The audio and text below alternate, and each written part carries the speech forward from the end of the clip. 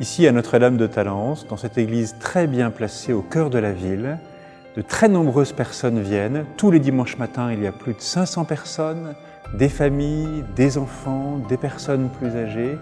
Tous les dimanches soirs aussi, l'église est pleine, signe d'une très belle vitalité de cette communauté paroissiale et de ce lieu qui depuis des décennies attire des personnes ici parce que c'est un sanctuaire, donc un haut lieu spirituel pour le diocèse de Bordeaux.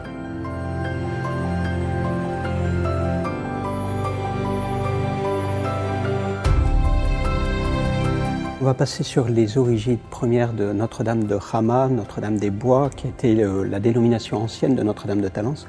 Et on va s'arrêter à la date du 12 août 1847, où l'église, dans sa configuration actuelle, a été inaugurée. Deuxième date essentielle et relativement récente, dans l'immédiate après-guerre, les prêtres avaient le choix, étant donné la fréquentation du lieu, entre multiplier les messes ou agrandir l'église. Nos églises de la périphérie urbaine sont historiquement des églises de campagne qui sont devenues des églises de villes géantes, donc des églises de taille modeste pour des assemblées eucharistiques qui peuvent être importantes.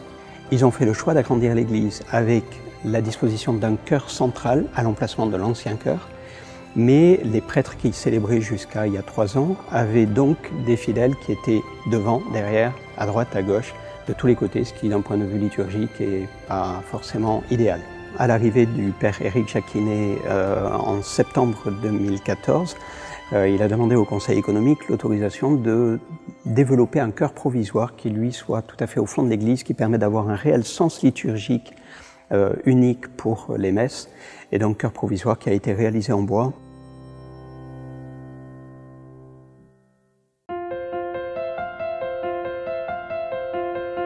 Cette première étape que vous avez franchie est assez décisive parce qu'elle donne une perspective, je trouve, assez engageante et enthousiasmante.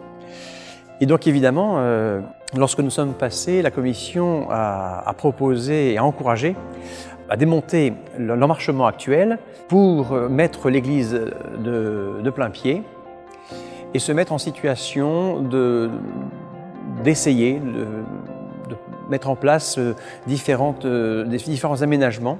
Si on garde l'emmarchement, il est clair que vous ne pouvez pas faire d'essai et vous ne pouvez pas vous mettre en situation de projet d'avenir cohérent.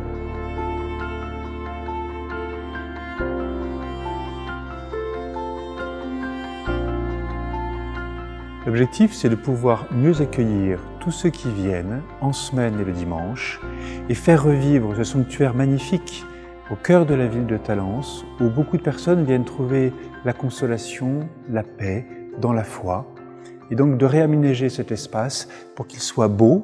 Et d'ailleurs, nous avons demandé à Marco Rupnik, mosaïste, de bien vouloir réfléchir avec nous à l'embellissement de ce lieu qui en vaut vraiment la peine.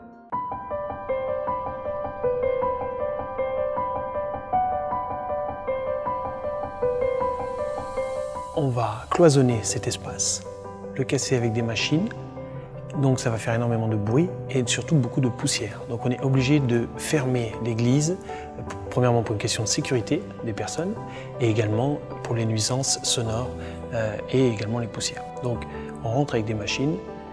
Pendant 2 à 3 semaines, on va casser, évacuer, on va également recréer un sol.